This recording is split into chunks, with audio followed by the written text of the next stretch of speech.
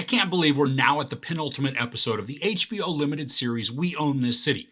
Are you just as hooked on this true crime drama as I am?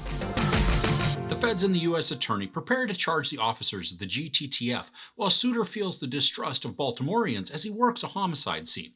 He also begins to sense that his past is closing in on him. And Steele and Davis seek support from Baltimore's new mayor on the consent decree before the new administration takes over the DOJ.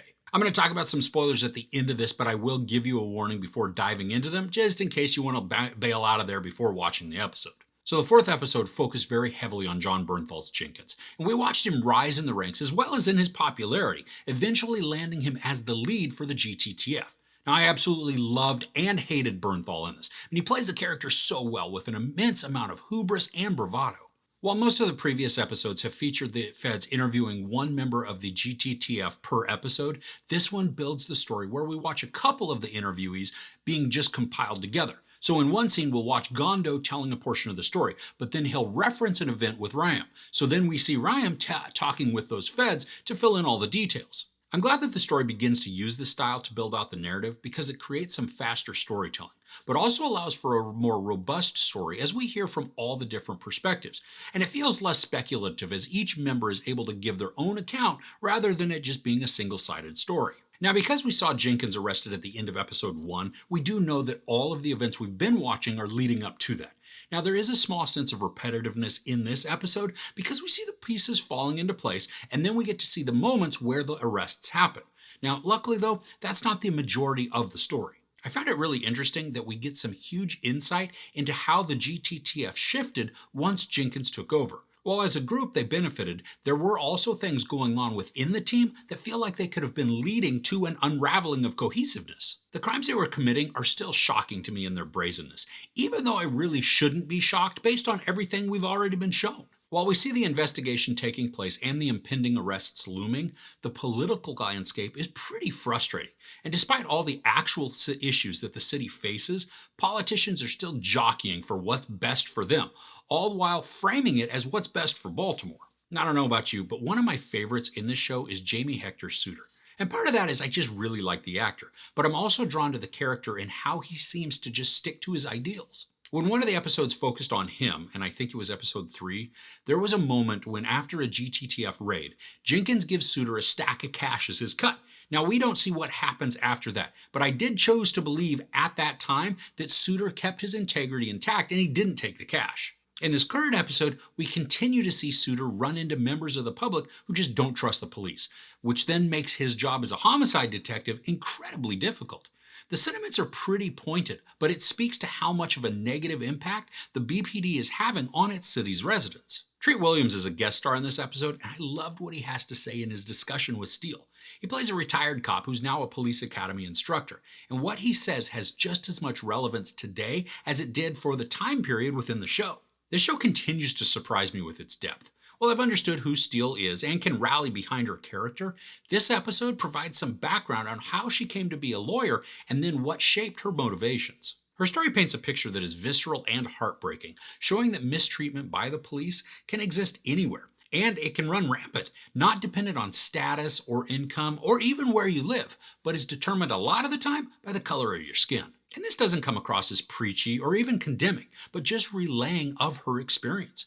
I think that makes this all the more impactful. Now, this episode, like most of them, is just under an hour, but it moves pretty quickly. It's not rushed, but there's still this urgency that is present, especially as we watch the feds compiling all their evidence to then initiate their arrests. And watching the story play out through the pre- and post-arrests makes for an engaging story. I know that some of the editing has made the timelines a bit difficult to follow at times, and this one, it's no different, especially as we bounce between those relatively close time periods. But I felt that I was still clicking with the elements, and I didn't feel lost as to what was happening. The end of this episode left me with a pit in my stomach, but it continues to paint the picture that this could happen in any department, in any city, if the corruption and mindset are allowed to take hold. There's sex, nudity, a ton of profanity, and some violence. Now, as a reminder, I'm holding off my score until the finale when I'll give the show as a whole a rating.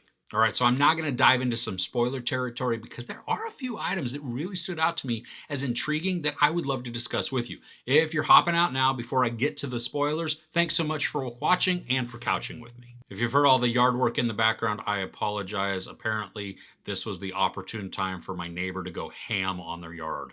Okay, so probably the biggest thing that stood out to me in this episode is how the GTTF, amidst all their money making schemes, let their greed get to such a level that they begin to rob each other. I mean, they're already working the system with the overtime fund and then abuse it like it's free money. We hear that once Jenkins takes over, he works it to have the backing of his supervisors to clock as much OT as they need in order to do their jobs. But of course, no one is actually checking up on them to see if they're working what they claim.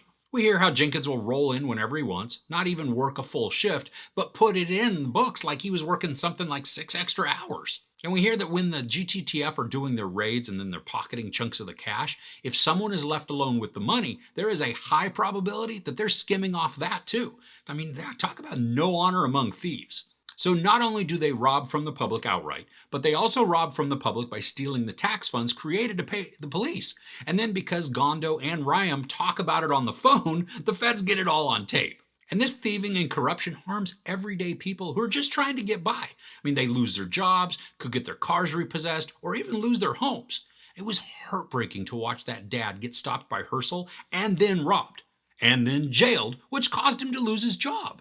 Plus, because of the dirty practices that the prosecutors use to avoid false arrest lawsuits, the poor man has no recourse. And this makes it very easy to see once again why the public has zero faith or trust in the BPD. And this is also illustrated when Suter is investigating a murder. He's attempting to question potential witnesses, but the guy he speaks to has been burned by the police, so he just doesn't want to cooperate, even on a murder in his own neighborhood. The guy tells Suter, I don't talk to the police, and then he asks if Suter is one of the jump out boys. Now, Suter says he was, to which the guy says, well, they rob people. I got robbed myself. There's no context for how he was robbed, but the show has provided enough instances of this happening to just random people that we don't need the context to understand his anger in order to believe him. I was really impressed with what Treat Williams' character was discussing. At first I had to check myself since just about every officer we've been shown in this story is corrupt, but he came across as genuine, someone who understands that the police have just broken the public's trust and the effect that it has on the current state of policing. It was incredibly interesting to hear how the war on drugs terminology changed just everything. I'd never considered how it created the militarization of the police, and we could certainly see that mindset in today's policing practices. It was also impactful and angering to hear how in 2005 there were something like 100,000 arrests in Baltimore, where those arrested were mostly black and mostly poor. And this was a direct result of chasing stats and goals. I mean, sure, the police hit their numbers, but they weren't upholding the law. This also leads to the necessity of the consent decree that Steele has been pursuing.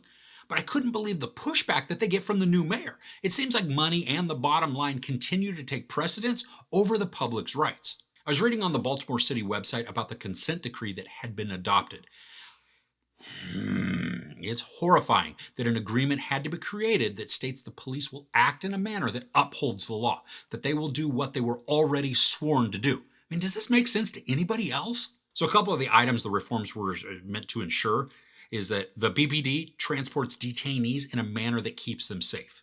Officers' voluntary interactions are professional and courteous, and officers conduct all investigatory stops, searches, and arrests in a manner that protects people's rights. And that's just a couple of them. I mean, it turned my stomach to read those, and even more so that they were necessary to help guide the city's policing principles back to protecting and serving the community. Sorry that I took us off on that tangent, but it was just upsetting me at the truth that's contained within this show.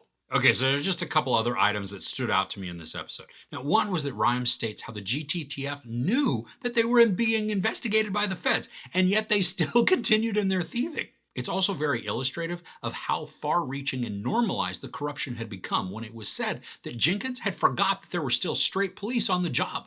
Not all of those cops were corrupt. Take K-Stop, a new member of the GTTF who wasn't going to participate in anything illegal. So Jenkins, he has him transferred. Finally, I get the sense that Suter took the money from the raid with Jenkins back when he was on the GTTF.